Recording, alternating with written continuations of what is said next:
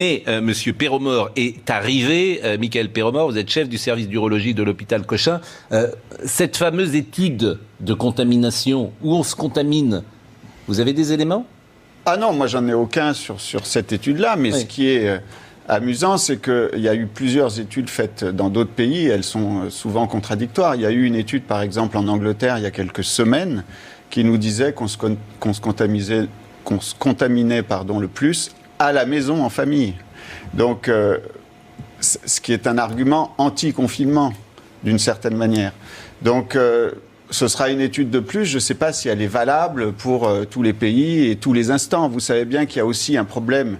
On ne connaît pas l'évolution naturelle du virus. Il y a des mutations. Donc, il y a beaucoup de facteurs qui peuvent expliquer. Il y a des mutations ? Oui. Le virus, ça, je crois que tout le monde le sait maintenant. Mais c'est des mutations, ça veut dire qu'un vaccin, par exemple, si le virus mute, il peut, ce vaccin, ne pas être valable pour tout le monde ? Bien sûr, c'est la grande interrogation. Je ne dis pas que c'est le cas, mais on a découvert, là, en Écosse, il y a quelques mois, une mutation du virus, de sa protéine dite Spike, qui est la protéine qui lui permet d'entrer dans les cellules humaines. Imaginez que ce virus-là remplace le précédent.